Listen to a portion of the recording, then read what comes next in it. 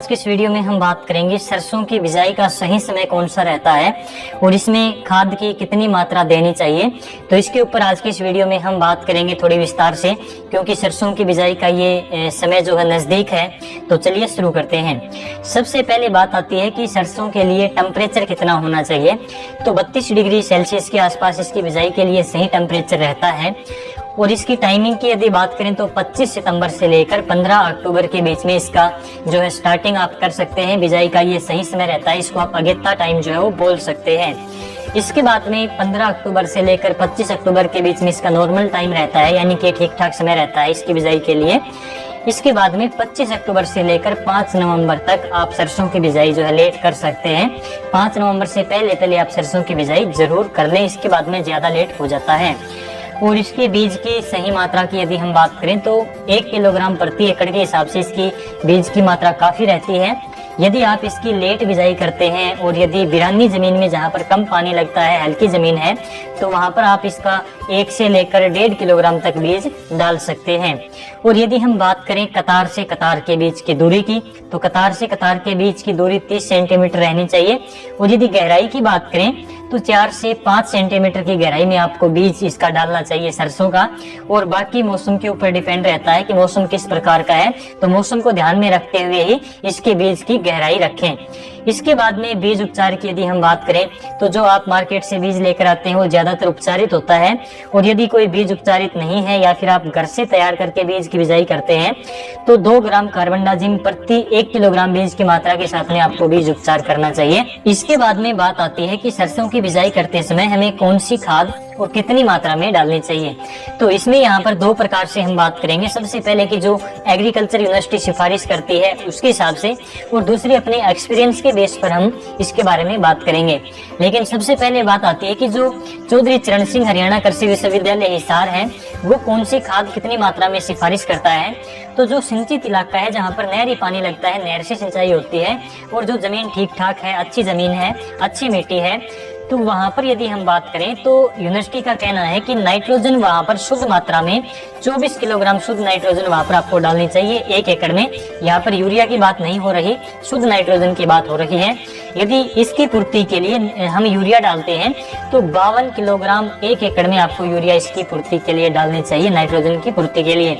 और ये नाइट्रोजन, ये यूरिया जो है आपको 2 बराबर भागों में बांट लेनी है, यानी कि इसकी आधी मात्रा आपको बिजाई के समय पर डालनी होती है और बची हुई आधी मात्रा आपको पहले पानी के साथ में इसकी देनी होती है।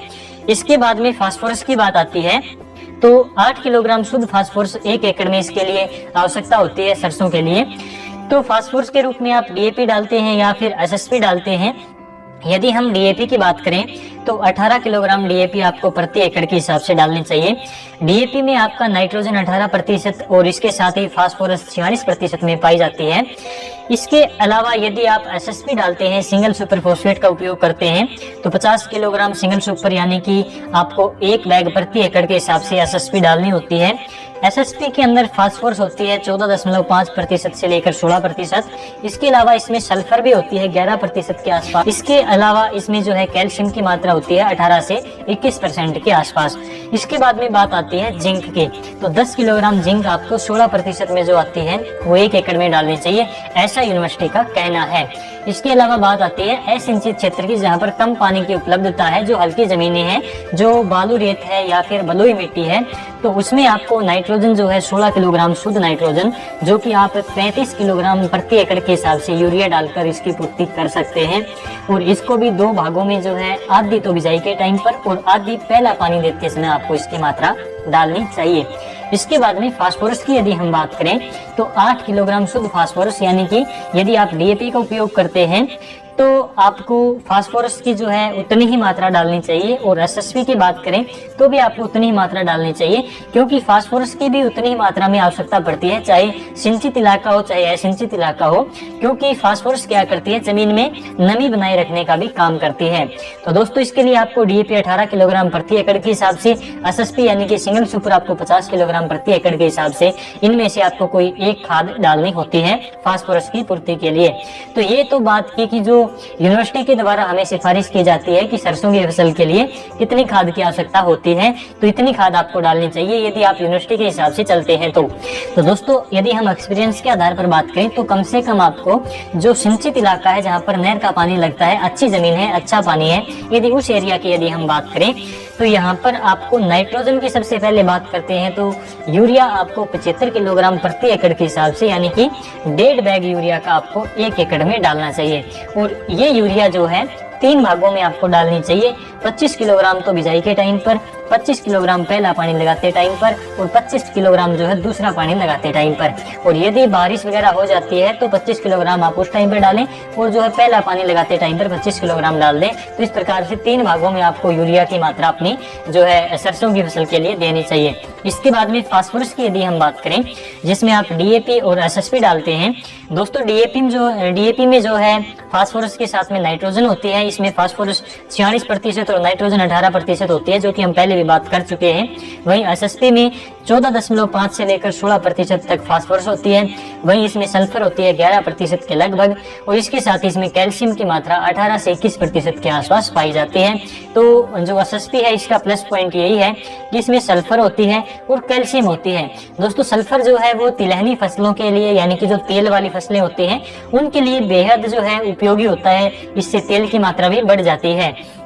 इसके अलावा यदि हम फास्फोरस की पूर्ति के लिए एसएसपी की बात करें तो 75 किलोग्राम आपको एसएसपी प्रति एकड़ के हिसाब से डालनी चाहिए, यानी कि 1.5 बैग आपको सिंगल सुपर का 1 एकड़ में डालना होता है। इसमें आपकी फास्फोरस, सल्फर और कैल्शियम की पूर्ति हो जाती है। इसके अलावा यदि आप डीएपी का उपयोग करते हैं तो 25 किलोग्राम डीएपी जो है प्रति एकड़ के हिसाब से आपको डालनी चाहिए, लेकिन डीएपी के साथ में आपको सल्फर अलग से डालनी चाहिए। दोस्तों सल्फर की बात करें तो जो 90% में सल्फर बेंटोनाइट आती है, बिजाई के टाइम पर आपको इसका उपयोग करना चाहिए और ये 10 किलोग्राम प्रति एकड़ के हिसाब से आपको डाल देनी चाहिए।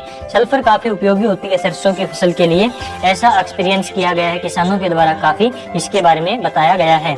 यदि पोटास की बात करें तो 15 किलोग्राम पोटास आपको प्रति एकड़ के हिसाब से डालनी चाहिए सरसों की फसल में बिजाई करते टाइम पर। इसके बाद में यदि जिंक की बात करें तो जिंक की यदि आपके खेत में कमी है तो आपको 1 साल में 1 बार ही जिंक की मात्रा डालनी होती है। तो इसके लिए जो 16% में आता है वो 10 किलोग्राम प्रति एकड़ के हिसाब से आपको डालना है। यदि 21% में आपको जिंक मिलती है तो 7 किलोग्राम प्रति एकड़ के हिसाब से आप डाल सकते हैं। और यदि आपको 33% में जिंक मिलती है, जो कि ज्यादातर देखने को मिलती है, तो ये आपको 5 किलोग्राम प्रति एकड़ के हिसाब से डाल देनी है। तो इस प्रकार से आप जिंक की पूर्ति कर सकते हैं। ये सिंचित इलाके की हमने बात की है खाद की मात्रा की। अब बात आती है असिंचित एरिया, जहाँ पर कम पानी है और थोड़ी हल्की जमीनें हैं। तो वहाँ पर कम पानी की कंडीशन में आप जो है यूरिया 45 किलोग्राम प्रति एकड़ के हिसाब से डाल सकते हैं, जो कि 3 बराबर भागों में 15 किलोग्राम बिजाई के टाइम पर, 15 किलोग्राम आपको पहला पानी लगाते टाइम पर और 15 किलोग्राम जो है दूसरा पानी लगाते टाइम पर डालनी चाहिए। यूरिया की मात्रा आप यदि एक ही पानी लगाते हैं जो सिंचित एरिया है तो आप पहले पानी के साथ में भी बची हुई मात्रा दे सकते हैं। इसको आप 2 बराबर भागों में भी बांट सकते हैं। यदि एसएसपी की हम बात करें तो 75 किलोग्राम प्रति एकड़ के हिसाब से आपको डालनी है। डीएपी वही सेम डोज रहेगी 25 किलोग्राम प्रति एकड़ के हिसाब से, क्योंकि फास्फोरस की पूरी मात्रा आपको यहाँ पर भी डालनी पड़ेगी। यदि सल्फर की बात करें तो आप थोड़ा कम कर सकते हैं, 5 से 7 किलोग्राम प्रति एकड़ के हिसाब से आप डाल सकते हैं। वही जिंक की डोज भी सेम रहेगी। तो इस प्रकार से आप सिंचित और असिंचित जो आपका क्षेत्र है उसमें खाद की मात्रा डाल सकते हैं सरसों की बिजाई करते टाइम पर। तो ये आज के इस वीडियो में हमने बात की। बीज का चुनाव आपको कौन सी का करना है, कौन सा बीज ज्यादा उत्पादन दे सकता है, कौन सी वैरायटी आपको लगानी चाहिए, तो आपकी मिट्टी, पानी और एरिया के हिसाब से आपको वैरायटी का चुनाव करना चाहिए। इसके बारे में डिटेल में हम अगली वीडियो में बात करेंगे। काफी अच्छी टॉप की वैरायटियों के बारे में हम बात करेंगे। दोस्तों अगेती बिजाई करते समय यूरिया की मात्रा कम रखें, जबकि पछेती बिजाई यदि आप करते हैं तो खाद की मात्रा ज्यादा आप कर सकते हैं। इसके बाद में अपनी खेत में जो है फसल चक्कर अपनाएं, यानी कि जिस जमीन में पिछली बार गेहूं था उसमें सरसों उगाएं, और इस पिछली बार यदि सरसों था तो उसमें इस बार गेहूं आप उगा सकते हैं। तो आपको दोनों फसलों का ज्यादा उत्पादन देखने को मिलेगा। तो फसल चक्कर आप जरूर अपनाएं। दोस्तों इसके बारे में आपका क्या अनुभव है और ये जानकारी आपको कैसी लगी, कमेंट बॉक्स में जरूर बताएं।